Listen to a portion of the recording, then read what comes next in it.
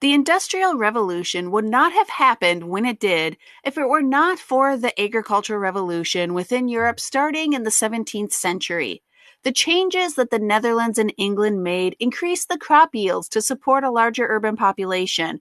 It also caused a movement of people from the countryside to move to the city and a population boom, so there would be a large and ready workforce for the factories once they would be built and opened. The two nations created a new crop rotation system that focused on selective breeding, created new farm equipment, and made more use of arable lands. The Netherlands even made more land, reclaiming it from the sea. The first area where improvements happened was with crop rotation. The Dutch developed a more extensive use of turnips and clovers to help replenish the soil. England caught on to this, and with the new Norfolk four-course system, which utilized turnips to revitalize the soil, they were able to have their fields have items on it growing instead of lying fallow for a season every few years. This system focused on growing different crops so the nutrients would not be depleted.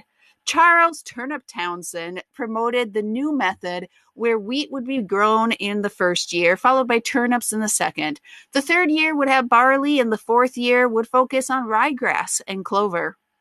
Now, one might not suspect that having a clover field is much better than having a bare field, but the system produced plenty of food for cattle and sheep, which then led to an increase in livestock. The rise in livestock numbers in turn created more manure to help fertilize the fields, promoting larger crop yields. This system was used by most farmers in Great Britain by the beginning of the 1800s and was then replicated in continental Europe. With more livestock munching on clovers, Thomas Cook and Robert Bakewell used science to breed animals that had desirable characteristics together.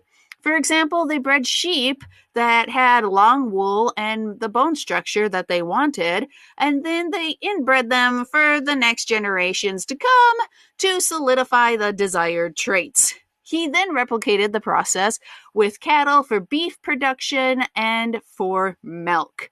This, of course, increased the yields for wool and for milk and made, well, I guess, a better steak in the evening. The Tudors started a plan known as the Enclosure Movement to increase the amount of land under cultivation when England's population began to grow. This plan continued and grew under the Stuarts. The Enclosure Act was passed by Parliament, and it ended the rights to the common lands that had been instituted for hundreds of years. Common lands were free lands open to the community for use. Some had their livestock graze on the lands, while others would have gardens there to help supplement their food supply. However, this was not a great practice for the general population. When the urban population was growing, they needed more food, and so more land was needed to help support the people that needed food. When the farmers from 3/4 of a village came together and petitioned for an enclosure, the strips of open fields would be joined together to make larger swaths of land for the owners. Next, they would fence or hedge off their property so that it would be known where the border was. Farmers no longer would have various scattered strips throughout the community, but they would have one larger field and could then yield more crops. If a farmer did not have a lot of land, then a larger landowner traditionally bought them out to make the plots large enough for the enclosure. If the farmer would refuse to sell the land, then an act of parliament would be needed before the sale could occur. Enclosures would be finalized when the farmer showed proof of legal ownership of the land, had that land properly been enclosed by a fence or hedge, and had a surveyor map out the actual property lines. When all of this actually happened and was finalized, then the larger plots would be cultivated. Of course, though, the enclosure movements did cause some people to lose their farms and thus move to the cities. New technology helped farmers immensely. Jethro Tull invented a seed drill in 1701 that would help plant seeds into the ground in a uniform line.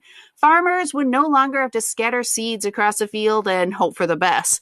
There was now an effective machine that would help plant the crops for them.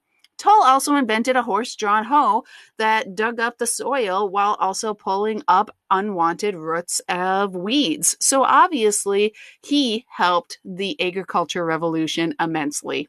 A threshing machine was invented by Andrew Mickley, who first patented his machine in 1734.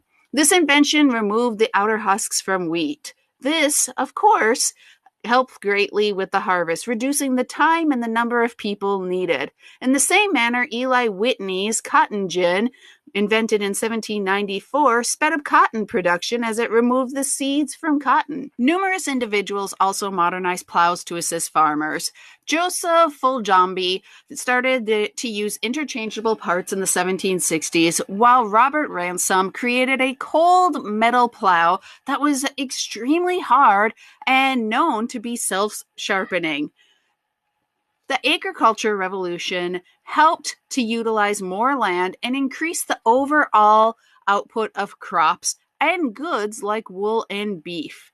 With more food available and items available, and with more people moving to the cities, the Industrial Revolution could occur. If you found this information to be helpful, remember to like and subscribe. And if you have any questions, leave them down below. Thank you.